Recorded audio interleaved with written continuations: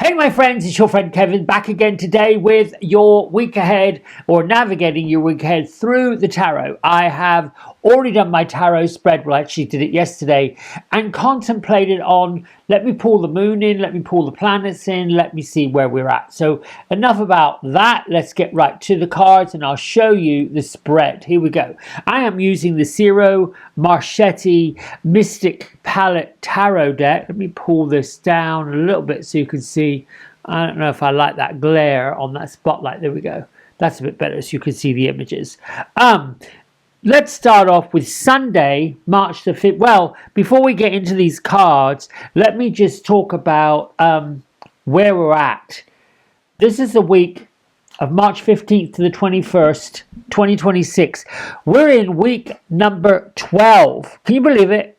12. I mean, I was surprised that we got to the double-digit weeks. Now we are right in whoosh, bang, wallop goes winter and hello spring or autumn if you're in the southern hemisphere. So the sun is traveling into Aries this week, marking a brand new start to the astrological calendar. So Mercury is also ending its retrograde cycle, and this is a chance to reset things in life if they've felt a little stuck or stagnant. Almost like push the restart button.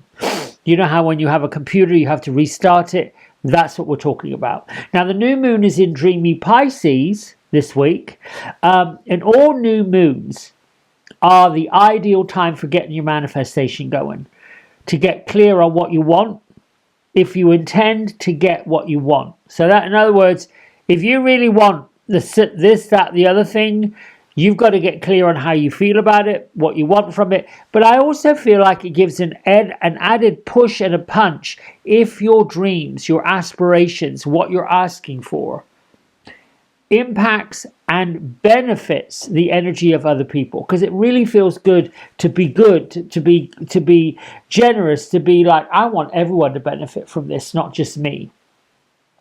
Now this is a time to creatively visualize the dreams that you have as if you've already got them. So those who believe will most definitely achieve. This new moon is more powerful than many of them for manifesting all your magic. Even the ones with an eclipse in tow, they have an extra wallop and an extra punch because the eclipses are like portals to the other side. However, this one, with the way it's all lined up with the planets, has got a lot of energy behind it. Imagine your life the way it is, or the way you want it to be, rather, by letting your inner vision flow and bring the feeling along with it. So, for example, you want a new home. What does it feel like to walk in there and open the door and go make coffee in your kitchen? You want to relocate to a different place. What's it going to feel like when the moving van shows up in the city? You see, welcome to, and the name of the city. You would like to pay off all of your debts. What is it going to feel like when you get letters from the creditors saying your account is now closed out or your account is now zeroed out? How is that going to feel? You want to pay off your mortgage, same thing. You want to pay off your car note, same thing. You would like to get on the scales and see that 3 pounds have come off. What does that feel like? We have to get in the feeling of adoration, the feeling of celebration, the feeling of, yes, I did it, I worked for it, and here it is. Okay, now, if that wasn't enough, this new moon is making an out of sign conjunction with Saturn and with Neptune. So Saturn's known for restrictions, limits, bringing out challenges, all that stuff, but it's also the planet that makes things concrete in reality. You get it. Neptune is the dreamy one. It's the ruler of Pisces. So the collaboration is perfect for getting what you want. Take the inspired ideas and visions from Neptune and then infuse it with the practical plan that Saturn's got for your guidance. Now, you're literally forming a bridge from imagination to reality in one step. Bit by bit by bit by bit by bit by bit. Use the new moon in Pisces energy to dream big, Tap into your intuition and align with your spiritual aspirations. Now, if this is something you didn't quite master before, say New Year's Eve or during the eclipses, use the last bit of Mercury retrograde to give these things another go. Revisit those old dreams, revisit those old wishes, sort of like bolster your feelings about them, realign your intentions and make sure they are in sync with your values. What do you value? What's important to you? Use Archangel Sandalphon if you want for the new moon cycle. He's known for sending messages through music.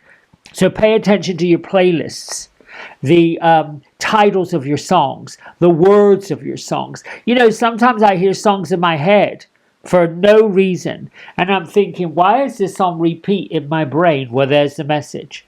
That's how Sandalphon brings the messages to us. Now, let's get right into this week. Sunday. We're on the 10-1 day, magical new beginnings, a few full circle time, and we have the 5 of coins. A careful observation of your inner and outer circumstances and the difference in social standing. Where do you believe you are socially? The receiving of gifts or rewards are sometimes void of social standing. When you give or you receive, what are the sentiments behind it? This situation has a propensity to change the dynamics in relationships with people. Your relationship with money, your relationship with prosperity. Do you look at people who are opulent with stained glasses, or do you look at people who are opulent with aspirations of becoming that? This is the kind of stuff that's churning up on Sunday. Mercury, the planet of communication, is in Taurus. Careful consideration of consequences. Let's see. The moon is in Aquarius on Sunday with Mercury meeting angry Mars. So use the Aquarian moon energy to take a step back from any arguments, any disagreements. Let's move on into Monday. Monday is a number 2 angel numerology day. Keep going. Keep going with tact, keep going with diplomacy, just keep it going. And we have the 8 of Cups. So we see emotional turmoil or upset beneath the surface of this card with all of this mishigas going on.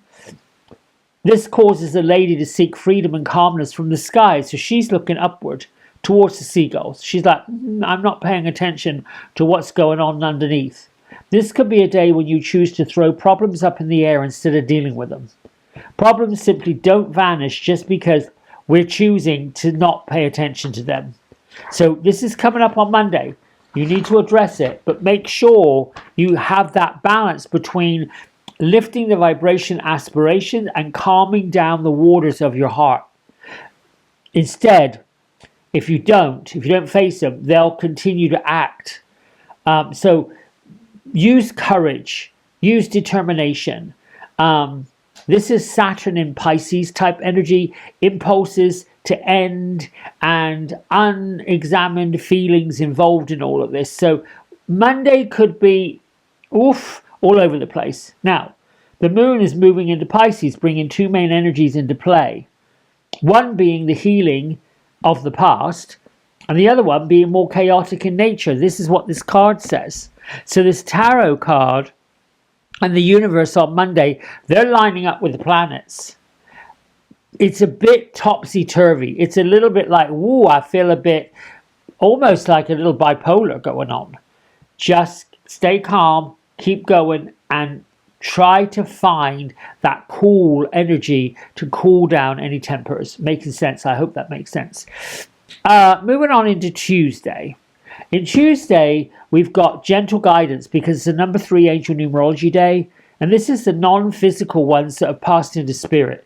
Spirit guides, guardian angels. I'd say this is more people who were in the physical that have now gone to the non-physical. Pull them in, get their photos out, ask them for guidance. This is a hermit card. What does the hermit say? In this deck, it's simply a contemplative card. It's embracing the intuition, bit like the Empress, and nurturing the energy of the High Priestess with the intellectual rational side of the Hierophant. This is suggesting the need to take a personal retreat in order to understand ourselves on a soul level. Instead of seeking the counsel of other people, seek the counsel of yourself. You know yourself better than anybody. This deeper vibrational work is beneficial for gaining a lot more wisdom and being of greater service to mankind. We cannot be the transformative teacher of others unless we're willing to iron out the wrinkles in our own sheets. The moon will be making her way through Pisces today, and Mercury meets up with the nodes. So, you may feel like something is meant to be than it really is. This is a dare to dream kind of day, Tuesday. Moving on into Wednesday. Wednesday is a 22 day. That's a master builder with angelic assistance. Double twos. It does reduce to a 4, so you know you've got energies all over the place. Use them. It's an Ace of Swords day. A new thought, a new idea, a new concept takes hold, and it can shift your attention and jolt you into a new direction. Not everyone will be on the same page as you, so be mindful of appearing rude, bolshy, forceful, any of that. It's okay to defend a position, providing you are diplomatic and consider everybody else's point of view. The dark moon will be in Pisces on Wednesday for the first part of the day, and then the new moon takes place overnight. Now, there is remarkable energy circling with big shifts around money and romance on Wednesday. Make the most of your dreams and your ambitions. Pushing into Thursday, a number 5 angel numerology day. Adventure with the possibility to make big changes. We've got the Knight of Wands. This one, he does not mess about. Our knight is the champion of causes and sets out to advocate he sets out to advocate his domain, and he sets out to win. He is on a mission and no one's going to get in his way. His actions can change the world, but it can also be a flight of fantasism. One or the other. It's like, he's not quite playing with a full deck, but he's on a roll there. So, the question to ask is, does he follow the cause of fruition? Or does the cause itself adapt itself to him? Like, will he move the mountain or will the mountain move him? One or the other. That's coming up on Thursday. Celebrate the new moon's energy in Pisces, particularly as it's the last sign in the zodiac. Take time to reflect on the last year. Create good space for new moon wishes, boosting your spiritual practices. Your meditation, working with your crystals, doing your grids, bringing in that non-physical energy to help you. Moving on into Friday. Friday is a very interesting card because I don't believe I pulled the 7 of Swords in this deck yet this year.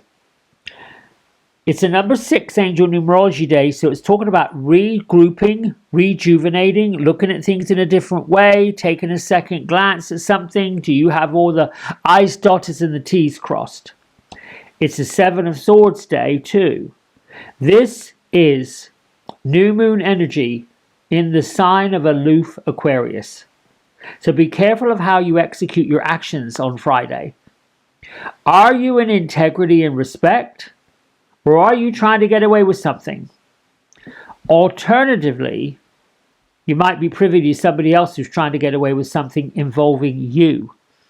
Again, this card and its energy requires some behind the veil kind of work to ward off any upsets. To me, it's kind of one of those cards that says you have to keep your wits about you. You have to pay attention to all the conversations, all the books, all the messages. You may be coming up against a situation where you're like, I'm going to just try this. And something like you might want to try to get away with something that you know is probably not the most integrous thing to do. You really have to look at it. It's almost like walking on a stained glass window and hoping to goodness it doesn't crack and break, that kind of thing. On Friday, the sun is moving into Aries, bringing a spring equinox in the northern hemisphere and not quite the autumnal in the southern hemisphere, because that doesn't happen until Saturday. Mercury retrograde ends, which is in the sign of Pisces. Be careful not to let your mouth run away with you or feel the fiery wrath of Aries sun. In other words, when the Mercury starts to go stationary direct and we push into, the sun opens up into Aries, there's a tendency to be a little bit chatty Cathy and go off and start yip, blap, blip, blap, blip, blap. You're probably going to hear that. The news will be all over the place. Just be a bit more discerning. Let's get into Saturday. This is the glorious card of the end of the week. It's a number 7 Ancient Numerology Day, requiring focus. It's all about luck. It's all about magic. It's all about heavenly. Comes from the 7. We have the 7 of coins. So we have an Angel Numerology number 7 day, and we have the 7 of coins here. This card has a really simple message. Well-laid plans bear fruit. Investments bear dividends, and hard work pays off. This card sets a mood for calm contemplation. It is Saturn's energy, which is all about structure and organization, in the sign of Taurus, which is material enjoyment. Now, when I give you the astrological wallop of this deck, Ciro Marchetti included it in his descriptions to give you an idea of the actual astrological values of each card, which I find incredibly helpful. Incredibly helpful. So let's see. Where are we? Any business or job prospects next Saturday are well underway for success due to the good planning and the opulent growth that's been going on. The autumn equinox is happening in the southern hemisphere. The moon in Taurus squares up with Pluto, and intense emotions can rise up. If this is the case for you, focus on quiet contemplation and personal reflections. Quiet contemplation and personal reflections. Let's go back over here. Here we go. For those of you that are new to the channel and do this, thank you so much for your blessings. I've put links in the description that will lead you to my donation page. Any blessing will be gratefully received. But this is going to be a bit of a topsy-turvy week with the numbers, with the planets, with the new moon coming up. And I'd say if I had to get a vein of, not advice, suggestion, it would be inward first, outward second. Pay attention to the emotions. Pay attention to the mental visions you're getting. Pay attention to titles, words, things you read, things you see. They've got messages in them. And above all, know that you are learning, adapting, and more importantly, you are already aligned with the divine. It's not somewhere you have to go. It's not anything outside of yourself. You're already lined up to it. You've already got the transistor in place. You've already got your satellite dish pointing in that right direction, always on the right path. What sends you off is doubting, is not believing it, is not trusting it. When we're centered, when we're aligned, when we're on that trajectory forward in all these good things, we start seeing the past rolling up. That's all static. So this is the thing I'm leaving you with. Whenever we get turmoil, just go through it like choppy water. Like, ooh, this is getting a bit, because we're learning to do different things. We're learning to work with different tools. We're learning to go from being elate at 9 o'clock to being, oh my gosh, at 10 o'clock, to being elated again at 11 o'clock, that kind of thing. All right, my friends, I'm going to shut up now. See you tomorrow. Big love. Bye for now.